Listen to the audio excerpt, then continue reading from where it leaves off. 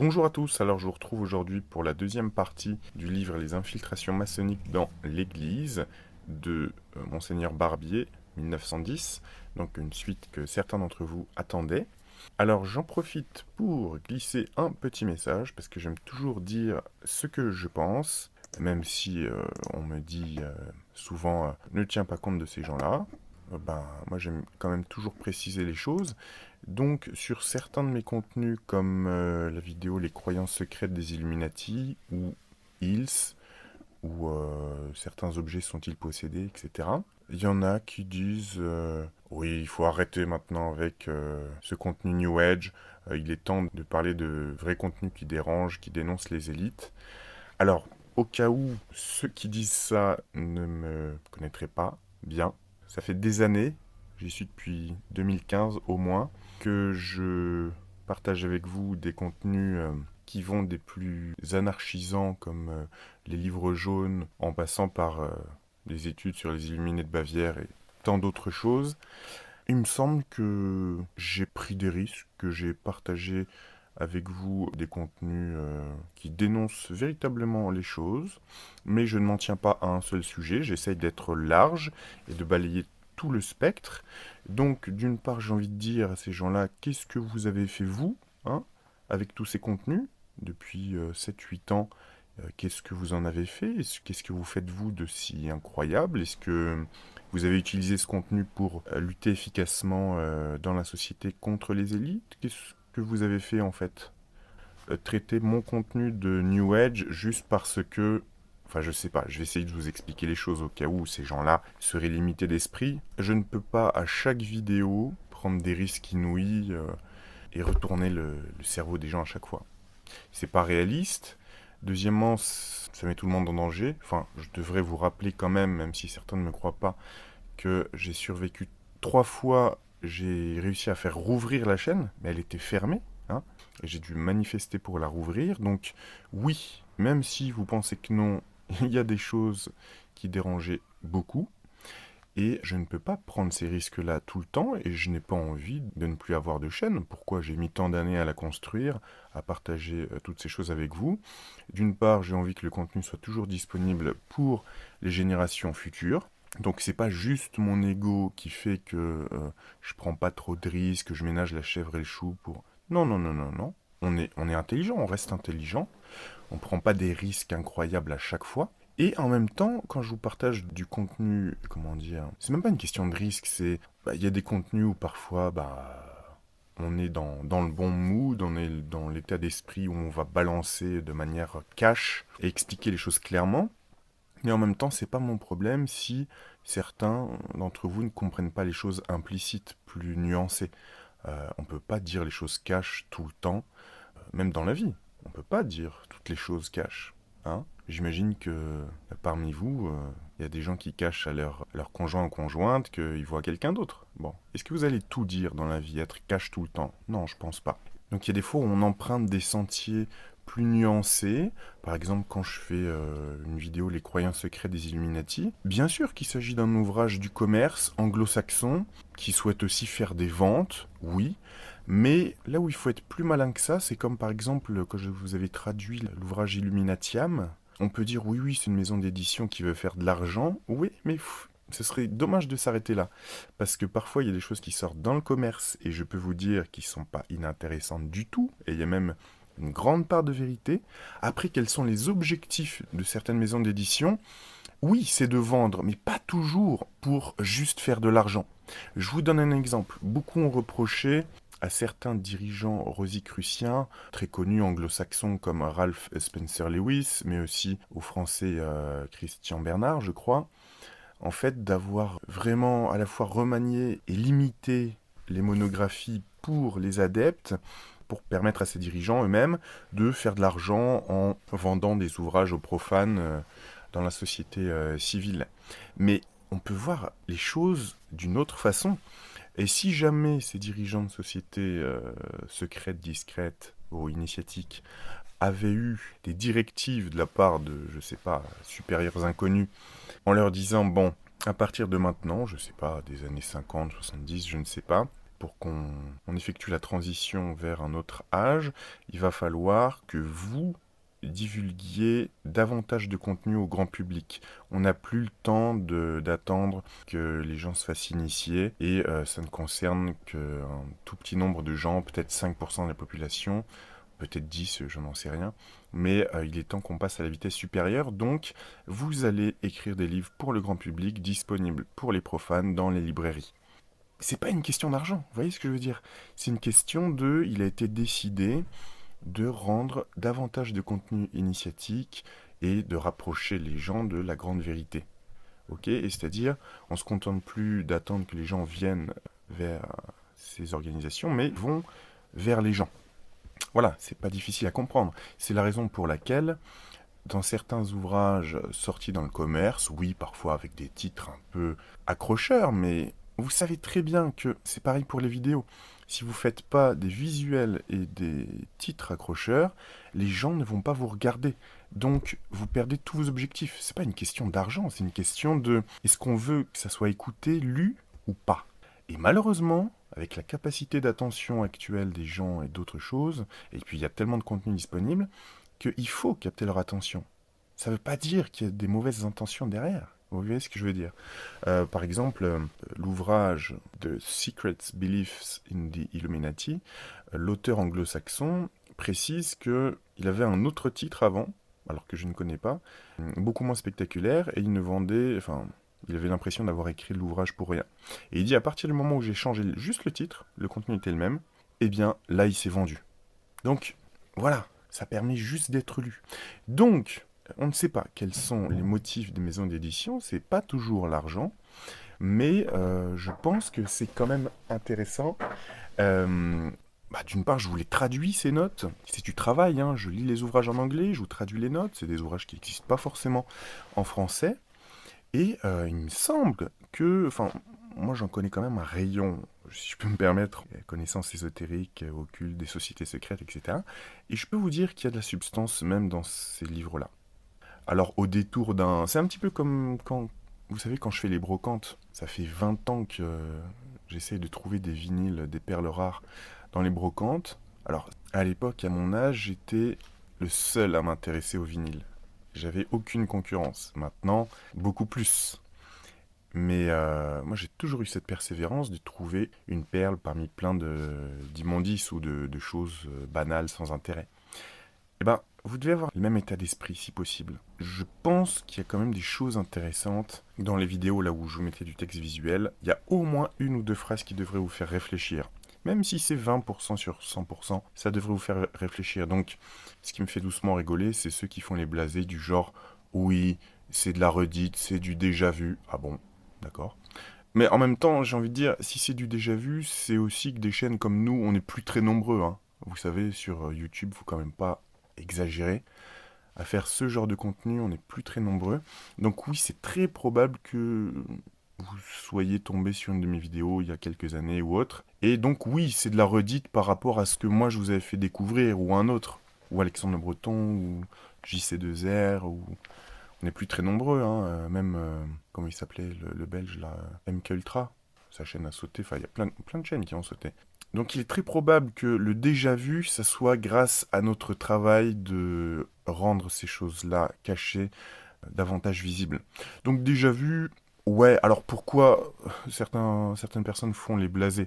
Soit tu t'abstiens complètement de dire des choses comme ça et tu agis dans la société à partir du contenu que tu as déjà trouvé qui te permet de lutter avec efficacité contre les élites, soit tu continues à regarder du contenu, ce qui n'est pas du tout un problème, mais évite de dire que c'est de la redite, puisqu'en général, c'est nous-mêmes qui t'avons fait découvrir telle chose des années après.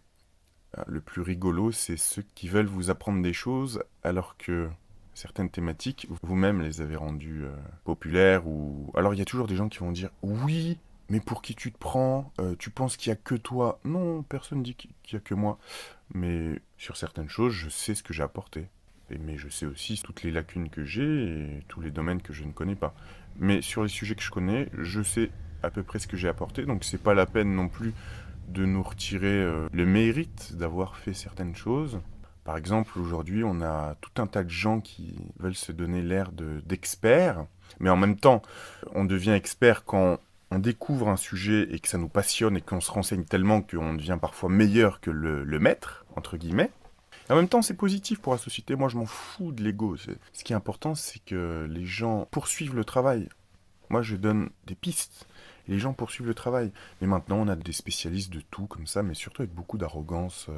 On a des spécialistes de la programmation prédictive. Ouais, mais à l'époque où je parlais du terme en français de programmation prédictive, il y avait très peu de gens qui connaissaient. Aux USA, en Angleterre, on utilisait beaucoup predictive programming, mais je me suis rendu compte que en France, il y avait quand même finalement, il y a assez peu de gens qui vont se renseigner directement dans les sources en anglais.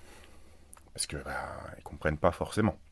Donc c'était pas si courant que ça. Et j'ai 10 000 autres exemples. Le grand reset, quand je vous avais fait la vidéo en 2018, où j'avais utilisé ce terme, il n'y avait pas beaucoup de monde qui connaissait ce terme. D'accord? J'ai 10 000 autres exemples. Donc, oui, quand vous dites c'est de la redite, en fait, vous êtes déjà probablement tombé sur une de nos vidéos. Ok? Donc après, oui, certains deviennent des grands spécialistes et donnent des leçons à tout le monde. Les gens affirment beaucoup. Même moi qui suis un cherchant, je doute toujours, parce qu'il faut toujours douter. Plus on apprend de choses, plus on apprend qu'il faut être modeste et toujours douter de tout.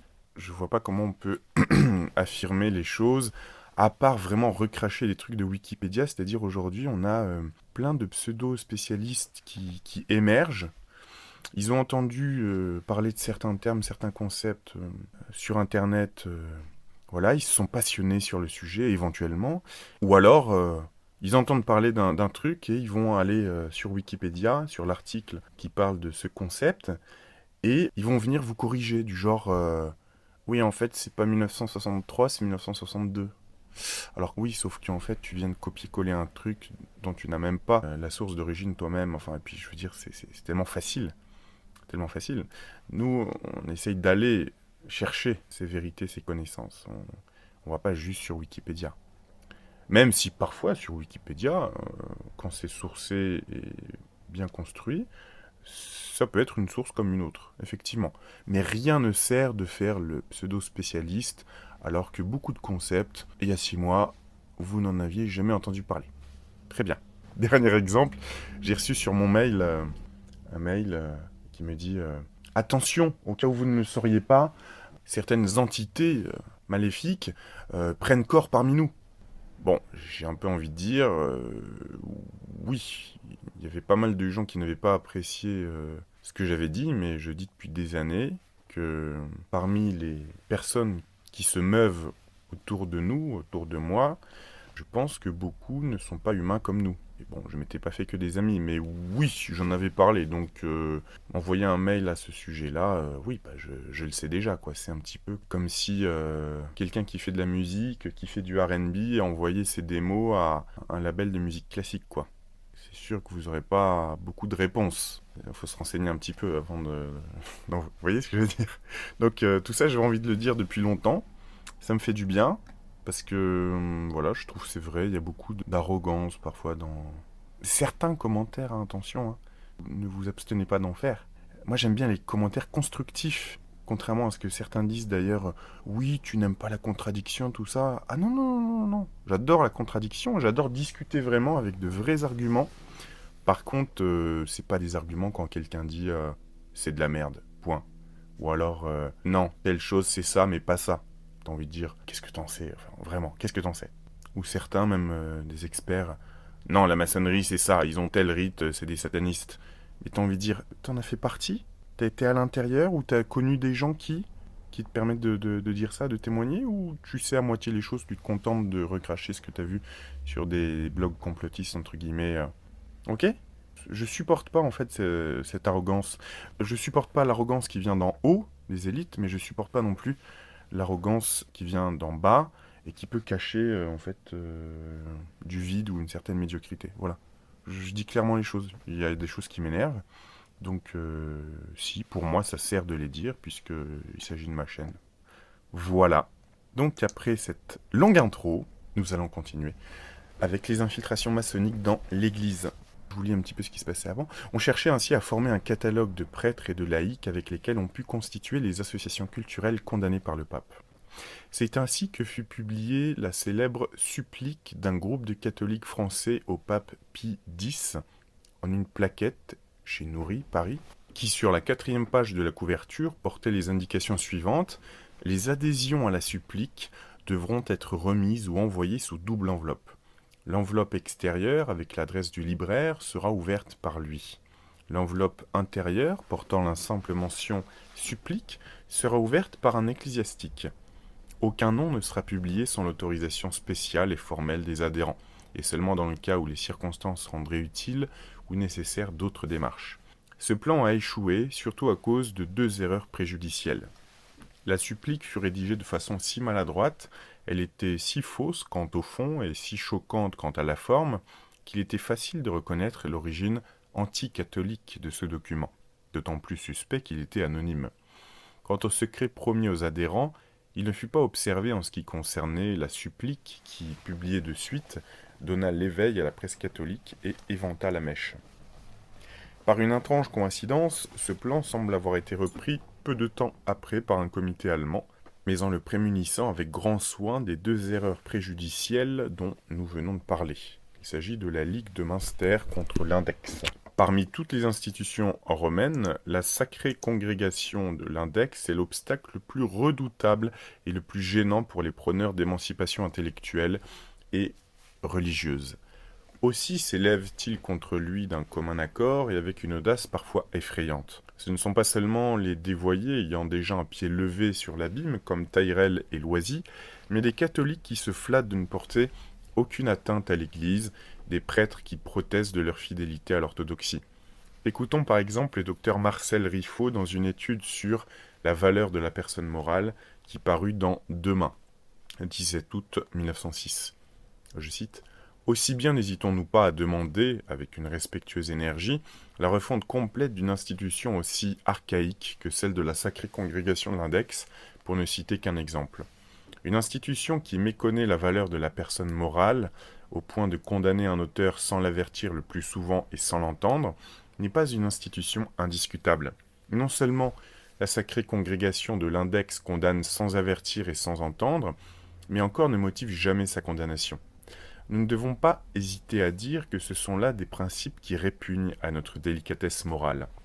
Et nous devons ajouter, au surplus, que certaines décisions de l'Index, loin de faire la lumière dans les âmes, peuvent parfois y porter le trouble et le désarroi.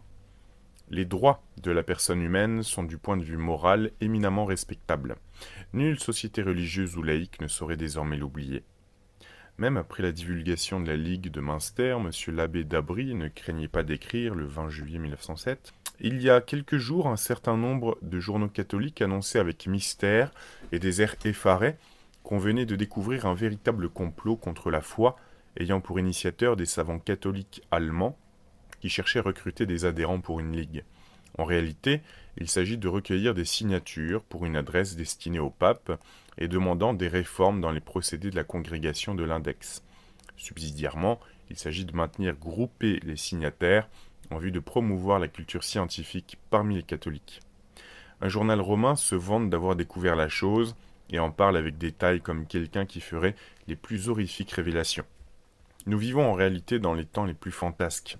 Se peut-il en effet imaginer quelque chose de plus naturel que le fait de catholiques souffrant dans leur apostolat de certaines difficultés, gênés par certains obstacles, et s'adressant au pape pour lui demander respectueusement s'il ne trouverait pas quelques moyens, dans sa haute sagesse, d'adoucir ces difficultés et ces obstacles? En fait, pour la question dont il s'agit, c'est-à-dire l'index, il est impossible d'atteindre toutes les publications dangereuses. Si grand en est le nombre aujourd'hui, ces prescriptions sont à peine suivies, même parmi les catholiques, en sorte que son résultat unique et le plus sûr est de déconsidérer pour jamais un apologiste, un savant de premier ordre, à qui il aura échappé quelque inexactitude de doctrine, peut-être seulement d'expression, et qui sera condamné le plus souvent sans qu'il sache même pourquoi. Les meilleurs serviteurs de l'Église se voient ainsi quelquefois disqualifiés et désarmés en pleine lutte.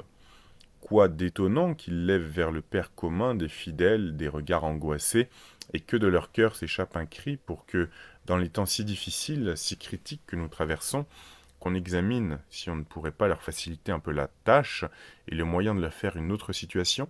Mais ces premiers traits ne donneraient qu'une idée fort incomplète des progrès latents de la suggestion maçonnique, même dans les milieux préservés.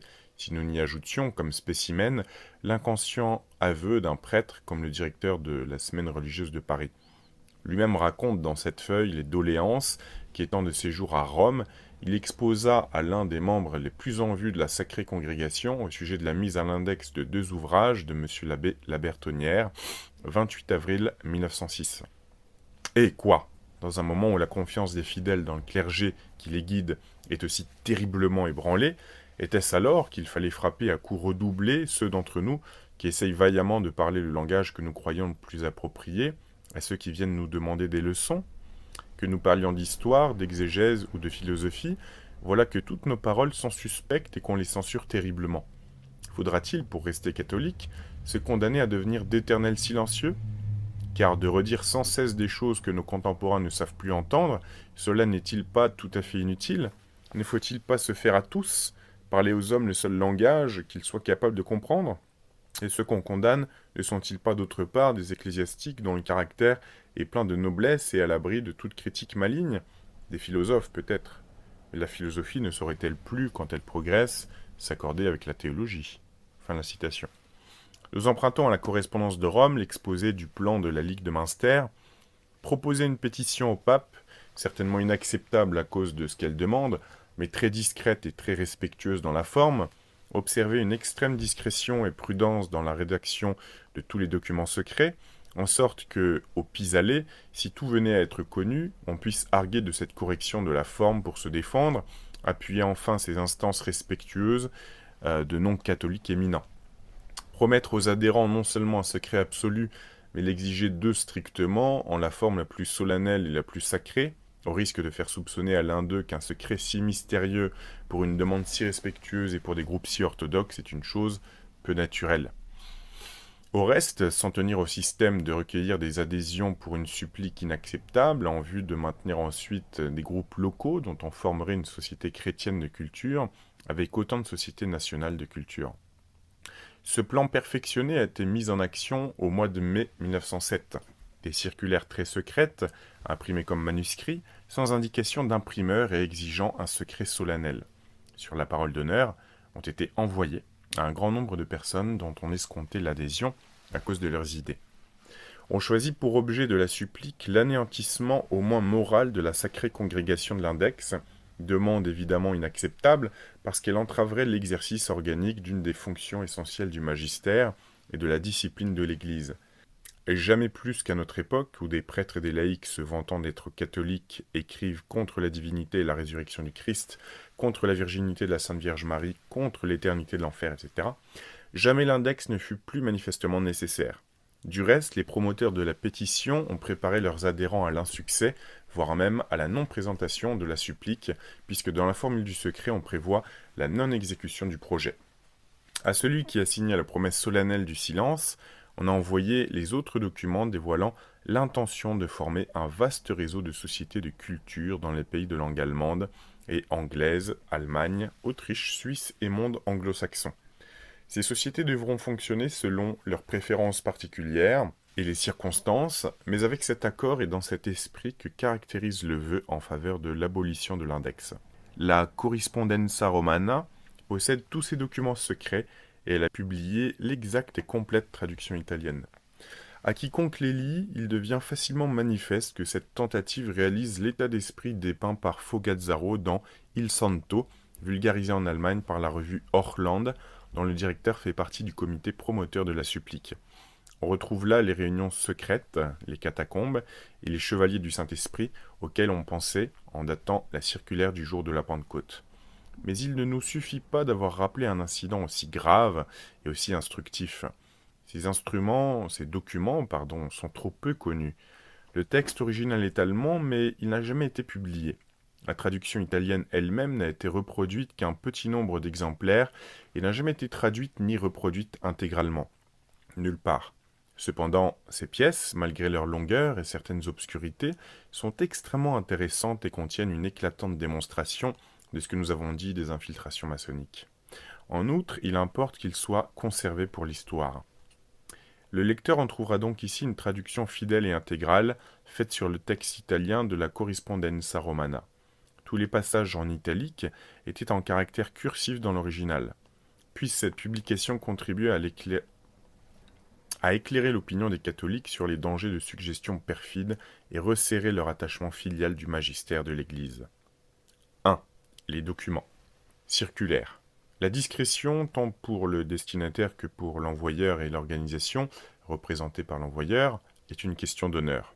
Très honoré monsieur, nous avons l'honneur de vous informer que, avec la participation du député de Münster au Reichstag, au Parlement allemand, son Excellence le baron Dr von Hertling, professeur d'université et conseiller de la couronne, il s'est formé un comité de parlementaires, de professeurs, de fonctionnaires de la justice ou de l'administration, d'avocats et d'autres représentants des professions laïques pour adresser une supplique au Saint-Père. Le comité en question constitue le centre de tout ce mouvement.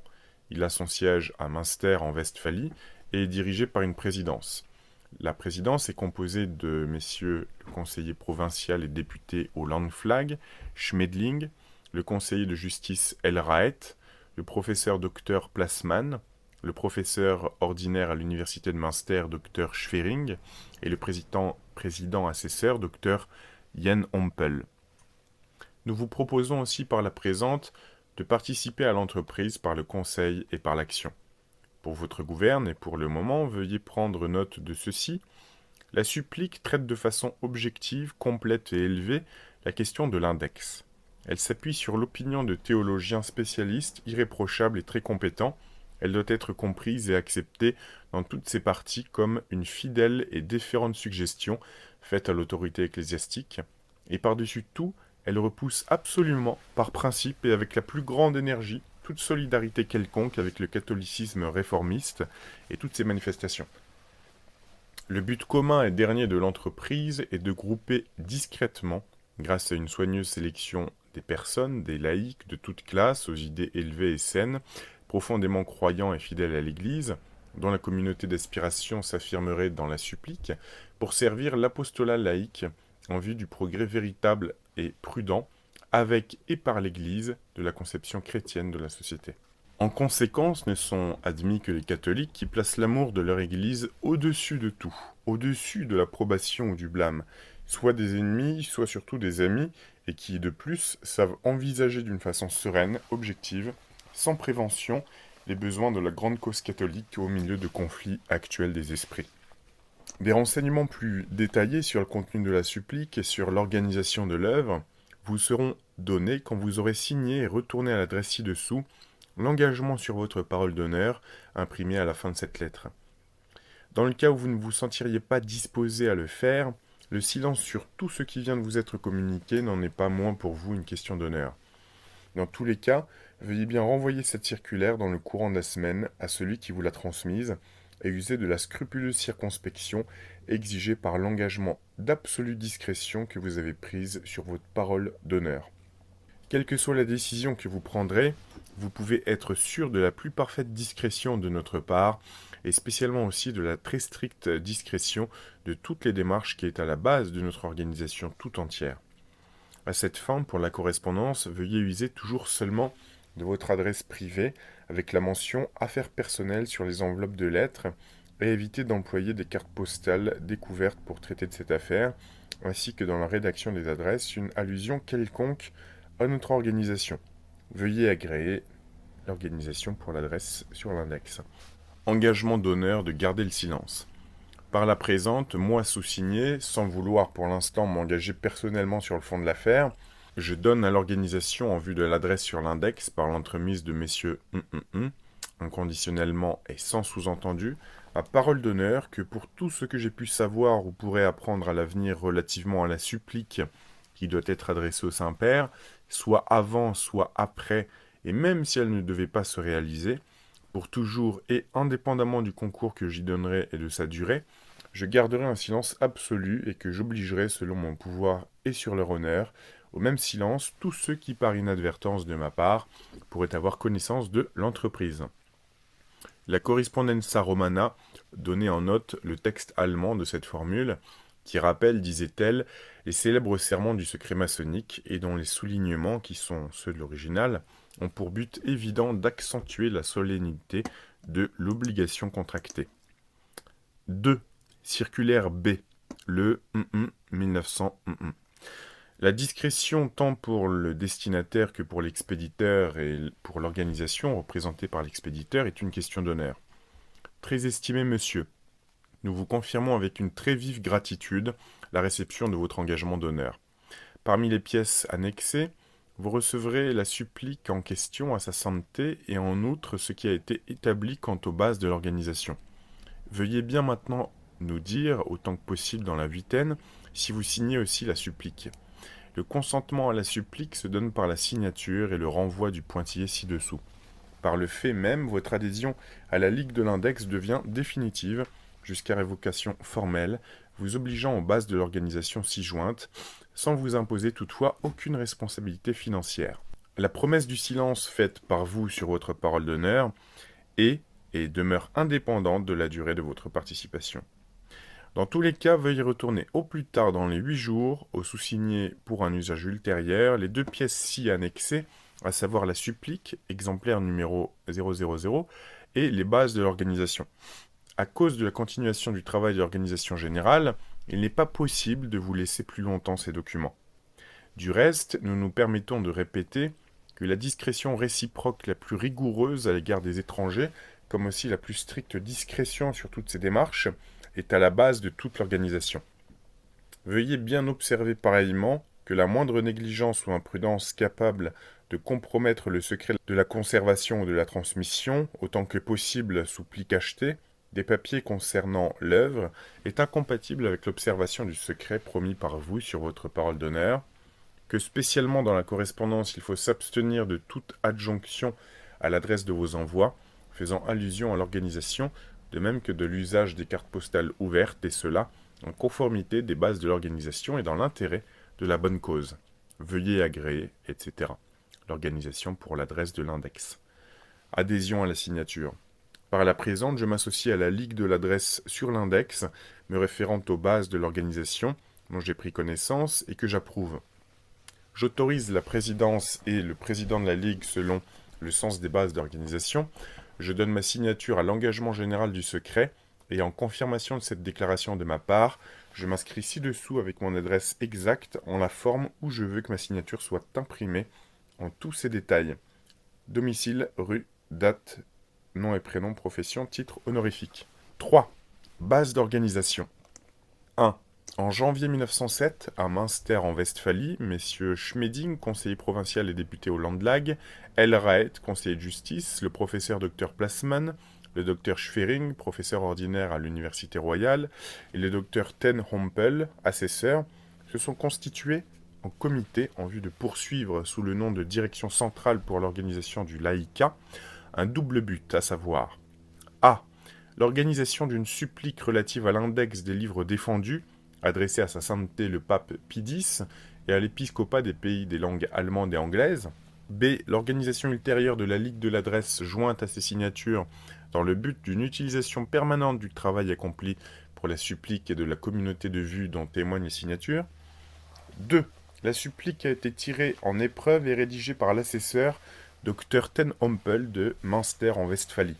Elle avait été suggérée et approuvée en premier lieu par monsieur le professeur Dr Hermann Schell de Würzburg par une lettre du 15 mai 1906 et ensuite par divers théologiens et laïcs compétents, parmi lesquels son excellence le baron von Hertling. 8. Le président administrateur de l'œuvre est l'assesseur Dr Ten Hompel de Münster en Westphalie, Kreuztor 5, 1. 4. Le comité des fondateurs nommé ci-dessus s'est complété par voie de cooptation pour constituer un centre principal de l'œuvre, avec un O majuscule. En sorte que le centre principal comprend, outre les fondateurs, les membres suivants, Dr Martin Fassbender, professeur à l'école supérieure d'agriculture de Charlottenbourg, membre de la Chambre des députés et du Reichstag, organisateur pour les 2 parlements et pour la ville de Berlin. SE, donc son excellence le baron von Hertling, professeur ordinaire de l'université de Munich, membre du Reichsrat bavarois et député au Reichstag pour le collègue de Münster en Westphalie. Le docteur en droit Maximilien Koenig, conseiller postal secret et conseiller référendaire au ministère des Postes de l'Empire à Berlin, membre de la Chambre des députés et organisateur pour le Parlement et la ville de Berlin. Le docteur en droit Guillaume Linz, directeur du tribunal d'administration à Wiesbaden, et membre de la Chambre des députés, organisateur pour la Hesse, le Rheingau et la Moselle. Alors, petite parenthèse, ce docteur en droit, monsieur Linz, il me semble l'avoir vu dans un listing des Illuminés de Bavière, enfin de la continuité des Illuminés de Bavière qui ont été réactivés autour de 1880. Ce nom de Linz, ça me dit quelque chose. Donc, il est très probable que dans ceux qui aient noyauté l'Église catholique, il y ait des Illuminés de Bavière ou des sympathisants tardifs des Illuminés de Bavière après sa dissolution en 1785-6. Hein. Le docteur en philosophie Meister, professeur ordinaire à l'Université royale de Münster en Westphalie, organisateur pour les universités allemandes. Karl Muth, rédacteur en chef du Hochland à Sol, près de Munich, organisateur pour l'Allemagne du Sud et pour l'étranger. Le comte Prachma, fils, propriétaire dans le Rougan, près de Graz, en Silésie, Graz, je sais pas, membre de la Chambre des députés et du Reichstag, organisateur pour les deux parlements, pour la Chambre des seigneurs de Prusse, pour la Silésie et pour l'Est.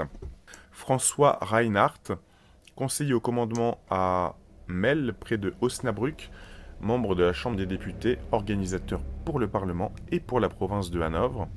Le docteur en droit Schwering, avocat auprès du tribunal royal suprême de Hamm, ancien avocat à la cour d'appel, organisateur pour le district du tribunal supérieur de Hamm et le district de la cour d'appel. Guillaume Tourneau, conseiller au tribunal de Magdebourg, membre de la Chambre des députés, organisateur pour le Parlement, la région de l'Elbe, et le nord au-delà de Danzig. Wellstein, conseiller du tribunal de Francfort-sur-le-Main, membre de la Chambre des députés et du Reichstag, organisateur pour la Germanie centrale. 5. Les membres du Parlement faisant partie de la centrale principale sont en même temps organisateurs de leurs collèges électoraux. Du reste, l'attribution de circonscriptions spéciales se fonde uniquement sur la supposition que ces messieurs doivent y avoir des relations personnelles. En ce qui concerne le recrutement, on attache la plus grande importance à ces relations personnelles. Chacun peut se prévaloir des siennes, même en dehors de la circonscription qui lui est attribuée. La centrale principale constitue le conseil administratif de la direction générale et a son siège à Münster en Westphalie.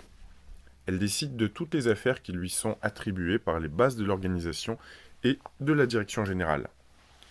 7. La direction générale, et dans les cas urgents le président, sont l'organe du pouvoir exécutif conféré par le moyen de l'adhésion signée.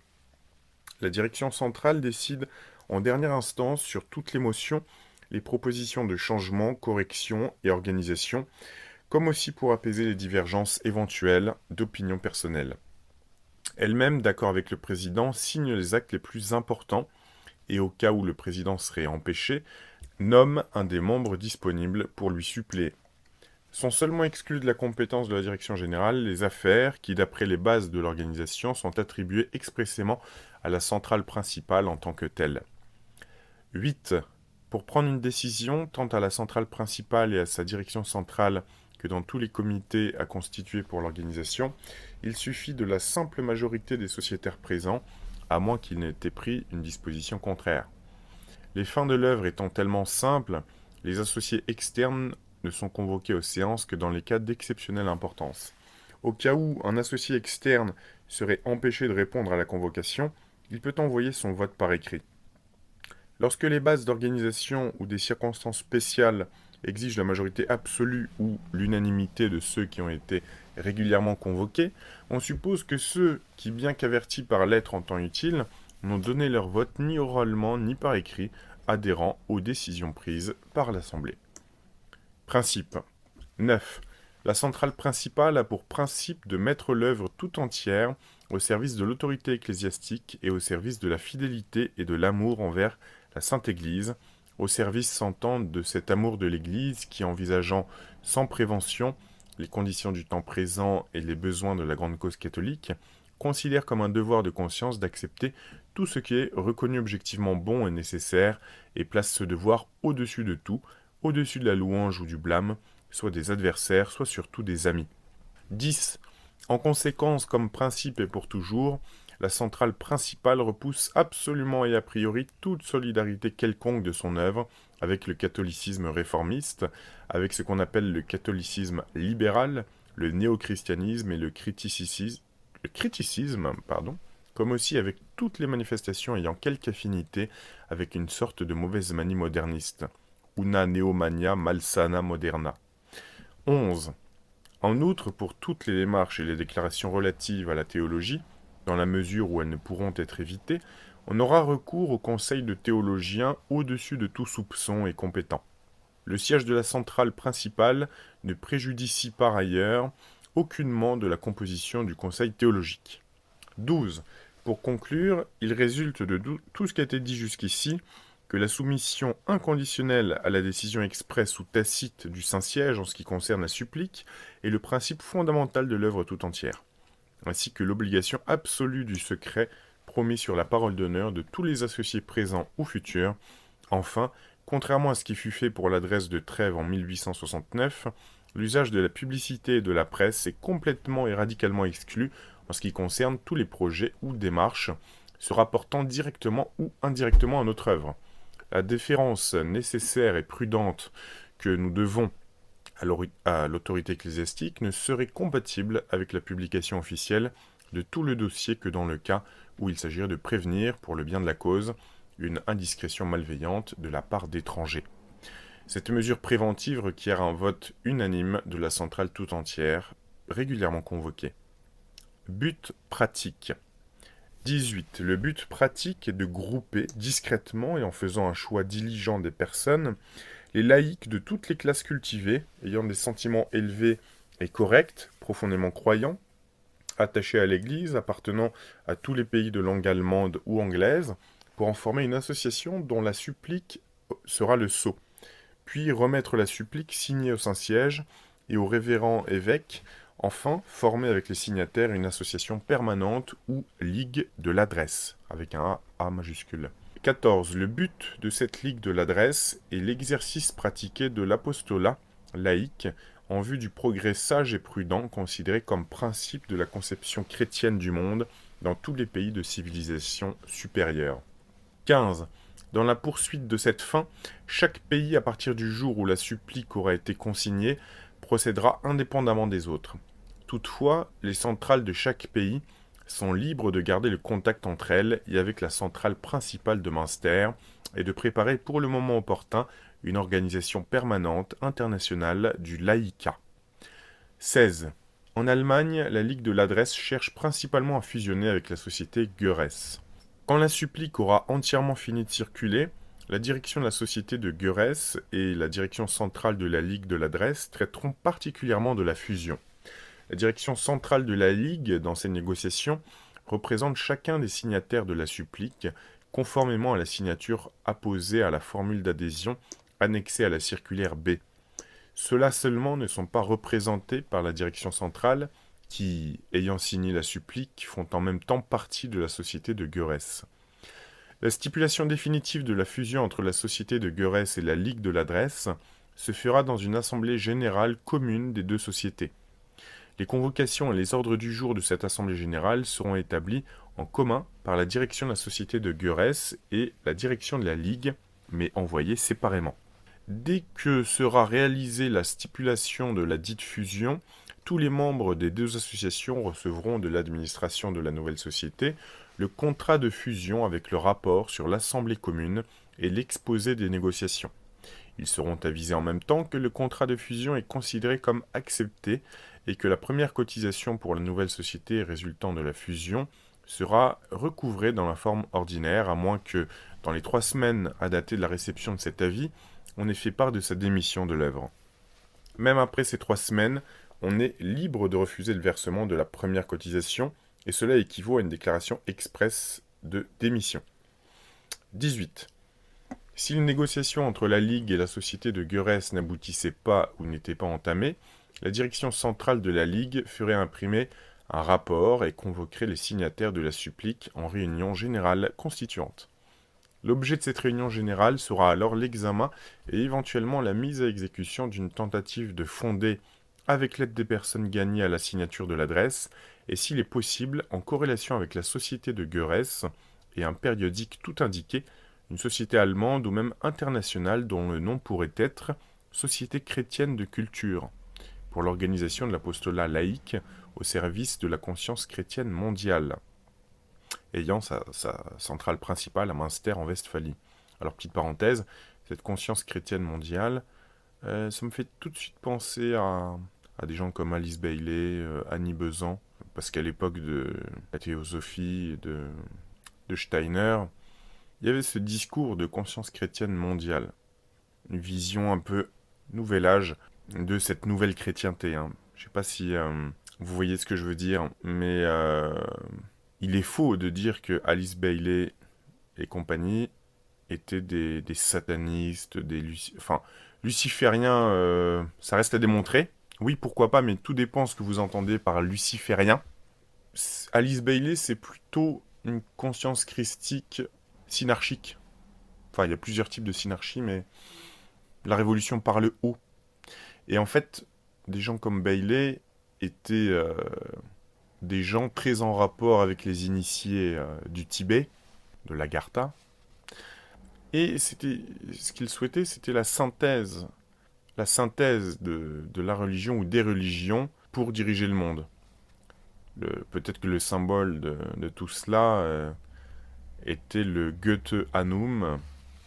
Le Goethe-Annum était cette première volonté des dirigeants de réunir tous les pays en Nations Unies, juste après la Première Guerre mondiale.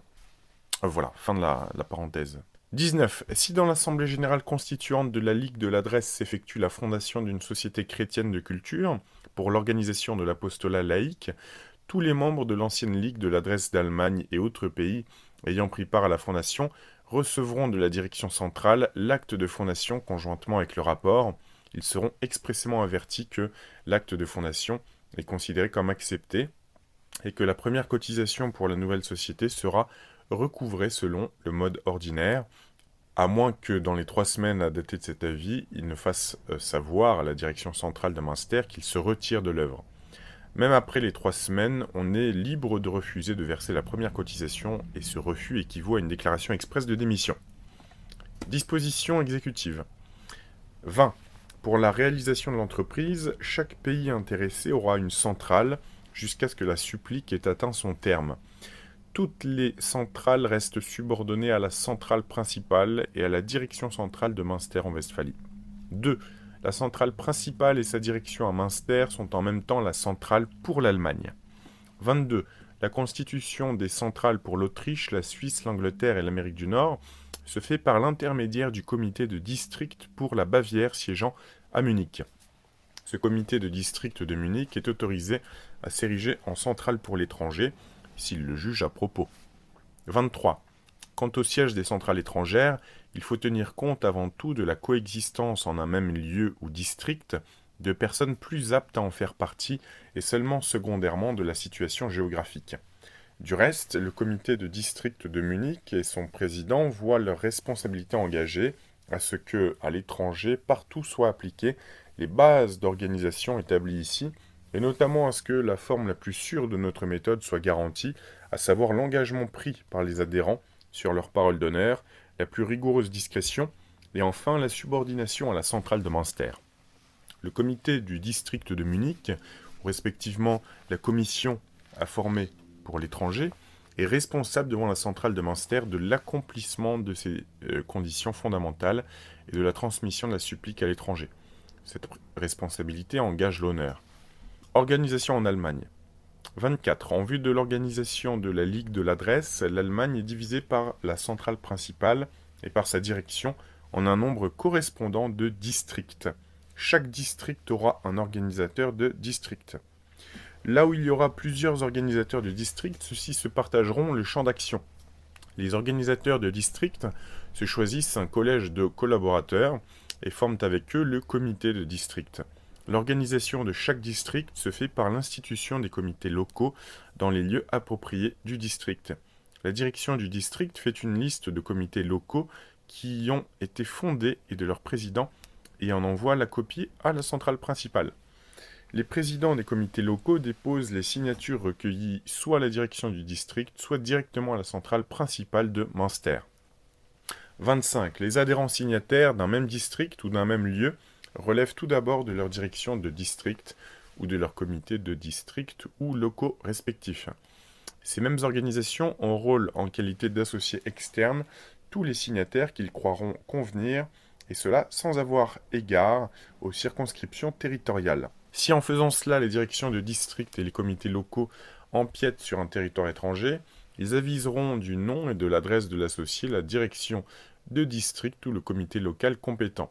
Quant à savoir laquelle des organisations doit, en ce cas, faire l'enrôlement, c'est seulement une question de relations personnelles, celle-ci devant toujours avoir la préférence et s'utiliser autant que possible oralement. 26. Les directeurs des comités de district et locaux, ainsi que les collaborateurs qu'ils se sont adjoints, ont contracté l'obligation par le fait de l'acceptation de leur office d'exécuter consciencieusement, selon les règles des bases d'organisation, les ordres et les missions de la centrale principale de Münster, de n'outrepasser en quoi que ce soit les limites qui leur ont été tracées, et encore de se servir, sans le consentement express de la centrale principale, du fruit de leur collaboration pour des fins particulières et des initiatives privées.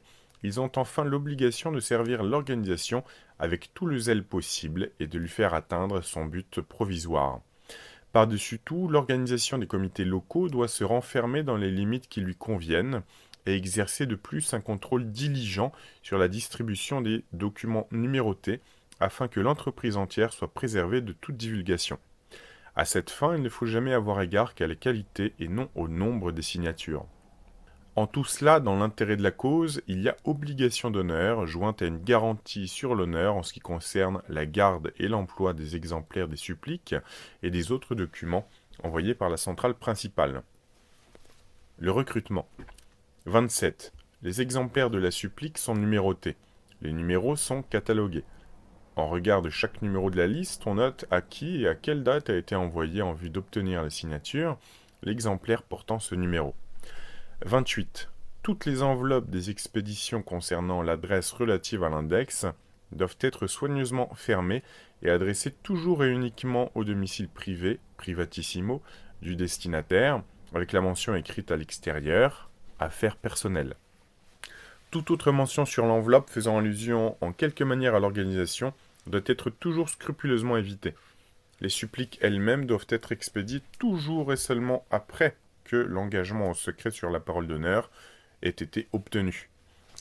29. L'enrôlement pour toutes et chacune des adhésions commence par la demande de contracter sur l'honneur l'engagement au silence. Cette demande se fait par l'envoi de la circulaire si annexée marquée de la lettre A aux personnes dont on veut obtenir la signature. 30. Après la réception de la déclaration de la promesse de silence sur l'honneur de la part de celui dont on désirait la signature, on lui enverra le plus promptement possible la circulaire marquée de la lettre B. C'est seulement à cette deuxième circulaire qu'on joint la supplique et un exemplaire des bases de l'organisation. 31. Si après l'envoi de la circulaire B, de la supplique et des bases d'organisation, on reçoit l'adhésion signée, alors seulement devient définitive l'admission dans le comité initiateur et dans la ligue de l'adresse, et cela jusqu'à révocation soit de la part du signataire, soit de la part de la centrale principale. Cette révocation ne dispense aucune des deux parties du principe général de l'organisation tout entière, selon lequel la plus rigoureuse discrétion est une question d'honneur et reste inconditionnée pour toujours. 32. Quant à l'ordre dans lequel seront données les signatures à l'adresse, il y a lieu de distinguer entre celles qui peuvent être considérées comme acquises d'avance et celles qui ne pourront vraisemblablement être obtenues qu'après un nombre plus ou moins grand de signatures précédentes.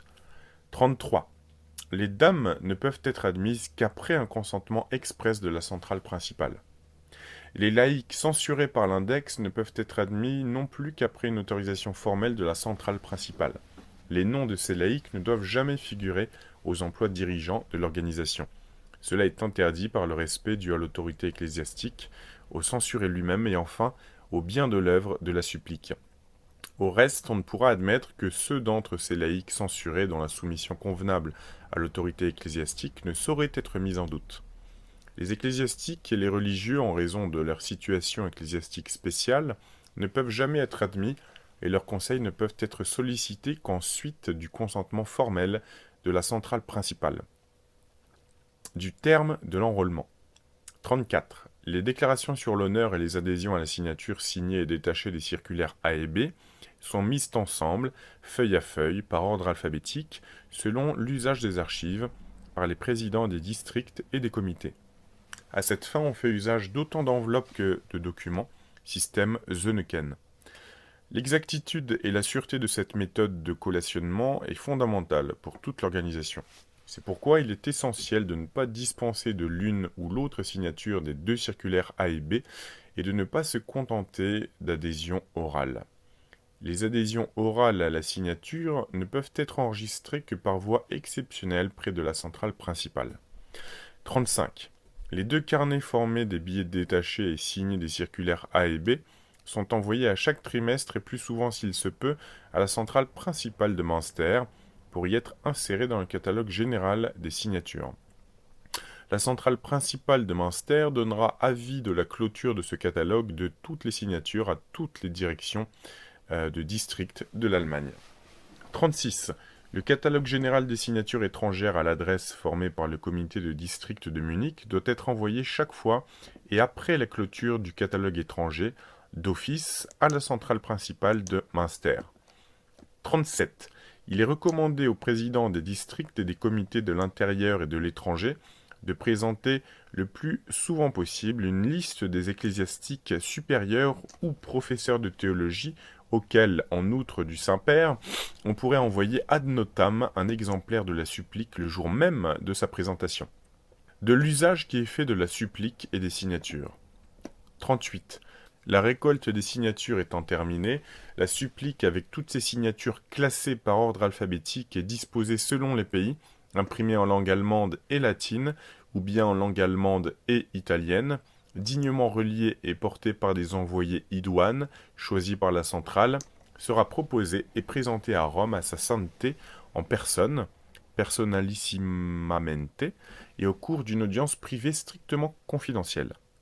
Le concours des ambassades bavaroises et autrichiennes auprès du Vatican sera utilisé pour l'obtention de cette audience privée et, d'après l'avis de personnes compétentes, s'obtiendra certainement. Alors, petite parenthèse, vous pouvez quand même voir que le noyautage du Vatican date de bien avant Vatican II. Là, on est en 1910. Alors, 39. Le jour où la supplique sera portée à Rome, elle sera envoyée par lettre recommandée à tous les évêques d'Allemagne, d'Autriche, de Suisse, d'Angleterre et d'Amérique, ainsi qu'à tous les ecclésiastiques que désignera la centrale principale de Münster. L'envoi aux évêques d'Allemagne sera assuré par la centrale principale de Münster. Pour l'envoi aux évêques d'Autriche, de Suisse, d'Angleterre, chacune des centrales organisatrices de ces pays recevra par l'intermédiaire du comité du district de Munich le nombre demandé de suppliques et de bases d'organisation. La centrale principale décidera si et dans quelle mesure il y aura lieu de montrer au Saint-Père et au véritable épiscopat ainsi qu'aux autres ecclésiastiques les bases de l'organisation. Il est réservé également à la centrale principale d'étudier et d'essayer d'autres moyens, en particulier de solliciter en temps opportun les conseils et la méditation d'un ou de plusieurs hauts dignitaires ecclésiastiques. 41. Les frais inévitables d'organisation seront additionnés par la centrale principale en temps opportun et après la remise de la supplique et répartis ensuite entre tous les dignitaires. D'ailleurs, chacun des signataires est libre de refuser de verser sa part, de donner moins ou plus, avec ou sans désignation de l'usage qui devrait être fait du surplus. Pour les imprimés dont nous avons besoin, une maison connue s'est mise à notre disposition en renonçant à toute rétribution.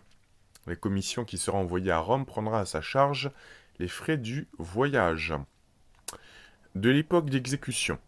42. La période d'action commence avec la Pentecôte de 1907 et pour le moment est fixée pour une année entière. Münster, Pentecôte 1907. La direction centrale. Schmedding, conseiller provincial et député au Landtag. Elraeth, conseiller de justice, professeur Dr Plassmann, Docteur Schwering, professeur ordinaire de l'Université royale. Docteur juriste Ten Hompel, assesseur. 4. Texte de la supplique. Strictement confidentiel. Le secret est une affaire d'honneur pour le destinataire. Épreuve d'une adresse relative aux censures de l'index pour être envoyée au Saint-Père et à l'épiscopat allemand. Tout renouvelé dans le Christ. Devise de Pie X. Supplique relative à l'index des livres prohibés adressée à sa sainteté le pape Pie X et à l'épiscopat des pays de langue allemande et anglaise. Au Saint-Siège apostolique et au révérend épiscopat des pays de langue allemande et anglaise, les sous-signés déposent avec respect entre les mains de sa sainteté le pape Pie X et des évêques d'Allemagne, d'Autriche, de Suisse, d'Angleterre et d'Amérique l'adresse suivante, les priant de nous bénir dans leur sollicitude pastorale, s'il nous est permis de parler ainsi, respectueux et confiant envers le Père de la Sainte Église. Donc, petite parenthèse, il s'adresse aussi aux protestants. Très Saint-Père, la filiale confiance qui nous a inspiré cette supplique a principalement sa source dans ce fait que votre haute sagesse, depuis le commencement de votre pontificat, a déjà accompli d'importantes réformes dans les rouages de l'administration ecclésiastique, réformes qui, franchement et aux yeux du monde entier, ont amené une réorganisation des congrégations romaines, et notamment une diminution de leur nombre, une unification de leur gestion et une limitation de taxes. Notre supplique concerne l'index de livres prohibés. Elle concerne la question de l'index qui, depuis la révocation de toutes les facultés de droit coutumier, faite par la dernière modification des décrets généraux, est redevenue une question de haute gravité pour tout catholique consciencieux. Cela se vérifie d'autant plus pour toutes les natures vraiment religieuses que leur attachement et leur amour pour l'Église sont plus fidèles et qu'elles sont moins portées en matière aussi grave à désirer des réformes malsaines. C'est dans ce sens que les sous-signés repoussent en principe et a priori avec la plus grande énergie toute solidarité même lointaine avec le catholicisme réformiste, avide de nouveautés, comme aussi avec le soi-disant catholicisme libéral, le néo-christianisme et toutes les manifestations du même esprit. C'est uniquement la fidélité et l'amour de l'Église qui nous poussent et qui nous font une obligation de conscience de chercher en ce moment les paroles qu'il faut dire pour servir, et seulement pour servir l'autorité ecclésiastique, et qui nous font parler avec respect, franchise et confiance. Très Saint-Père, malgré tous les avantages indéniables que présente la censure des livres prohibés au moyen de l'index, dans le plan de défense de l'Église et du Saint-Siège, à notre époque, cependant, la valeur des raisons qui militent contre l'opportunité de l'index des livres prohibés, donc interdits, actuellement en vigueur, va toujours croissant. À une époque où les hommes cultivés de toutes les confessions chrétiennes s'éloignent de plus en plus de l'Église, en un temps d'incessant progrès scientifique, et tandis que l'incrédulité, l'athéisme et l'antichristianisme étendent partout leur organisation, n'est-il pas angoissant de penser qu'un certain nombre de catholiques appartenant aux nations les plus civilisées, étant par vocation des pionniers de l'intelligence, sont blessés douloureusement et gravement dans leur œuvre pleine d'enthousiasme pour la grande cause de l'Église, dans leur abnégation, dans leurs efforts pour avancer avec calme et sûreté de concert avec l'Église, dans tout ce qui fait en un mot la raison d'être et l'honneur de leur vie, et tout cela à cause d'une sollicitude très louable et peut-être exagérée de la sacrée congrégation de l'index, usant de façon fort dangereuse de l'autorité ecclésiastique, danger d'autant plus grand que l'on sait combien peu la façon sommaire dont procède l'index répond aux exigences intellectuelles très différentes et au degré de maturité très divers des peuples et des individus. Un père défendra à son fils mineur, mais non à son fils majeur, les livres qu'il doit s'abstenir de lire sous peine de châtiment. Un système qui ne tient pas compte de ces nuances fait souffrir la collectivité d'une mesure qui n'est profitable qu'aux enfants et aux malades. Certes, parmi les catholiques pensant de langue et d'origine germanique, la foi est trop profonde et trop pure pour qu'il puisse y avoir jamais danger à leur permettre la recherche libre et sans obstacle.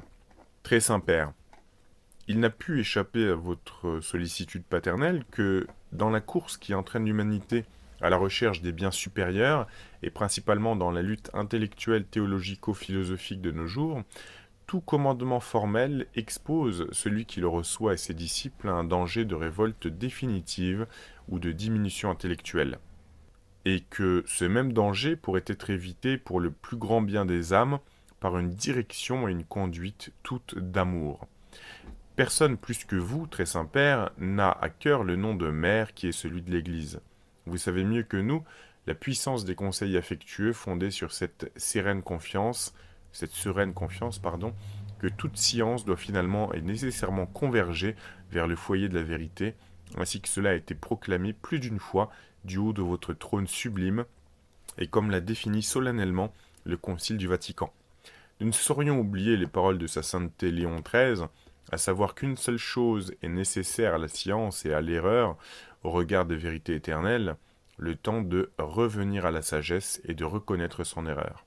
Rarement a-t-on défini avec plus de clarté la voie de la patience et de la sereine confiance au service de la paix et de la vérité. Sans doute les milieux ecclésiastiques intransigeants suivent une autre voie, mais aussi leur zèle devient trop souvent désastreux pour la grande cause des intérêts les plus sacrés de l'Église, et il y a trop souvent aussi l'audace d'exagérer impitoyablement et contrairement à l'esprit du Christ et de son Église, les motifs et les conséquences de la mise à l'index et de les exploiter pharisaïquement et sans scrupule contre celui qui a été frappé. Il y a surtout danger à mettre sommairement à l'index des ouvrages entiers alors que seulement quelques-unes de leurs pages ont motivé la censure.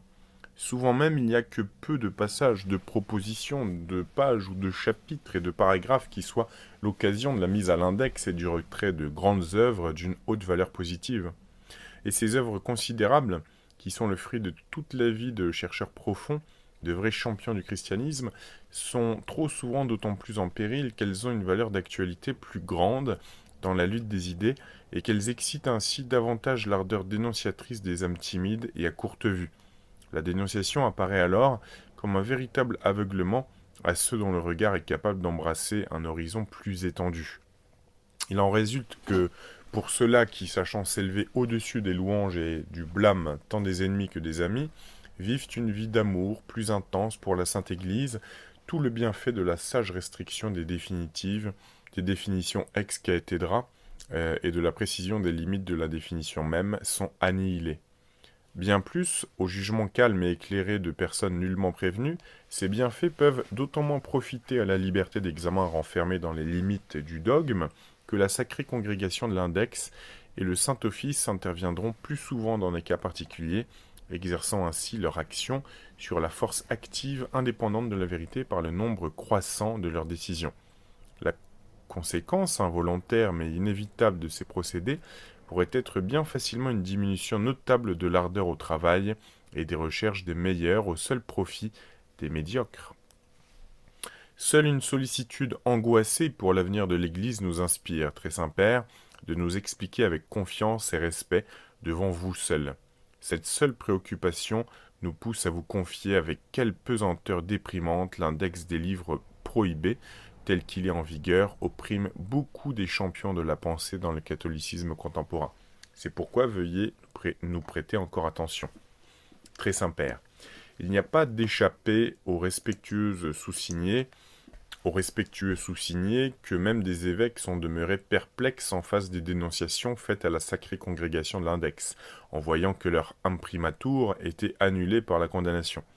Des catholiques pénétrés de la vie de la foi, zélés et fidèles, se sont pris à douter, dès le temps du Bellarmin, de l'utilité intrinsèque des condamnations de l'index, qui, vu le nombre croissant des livres, deviennent toujours plus incomplètes, et ils ont estimé suffisantes les règles générales de la foi et de la morale. Beaucoup aussi, et non sans quelques raisons, ont toujours craint que les contradictions objectives devenues non pas plus rares, mais plus apparentes depuis le temps de Bellarmin, entre la condamnation et la licence postérieure accordée à des œuvres dénoncées, ne troublent les âmes dans leur confiance envers l'autorité ecclésiastique, n'entretiennent des manquements à la charité et ne portent finalement préjudice à l'autorité même de la Sainte Église. Il y a de plus graves raisons de douter s'il est du véritable intérêt de l'Église de conserver une institution qui peut être le principe pour un homme d'étude avide de la vérité, de se voir accusé très injustement de démolir tous les dogmes et qui permet à n'importe quel adversaire de se retrancher derrière l'autorité ecclésiastique pour attaquer des hommes très méritants.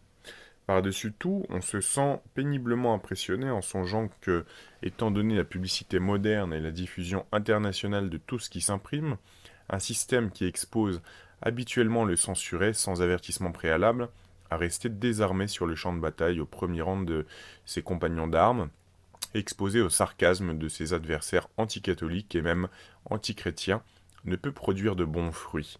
Un système enfin qui expose à la tentation et offre la facilité de s'affranchir dans les luttes d'idées de toutes les convenances, en imposant ou censurer le silence, sans y obliger également au moins les adversaires croyants.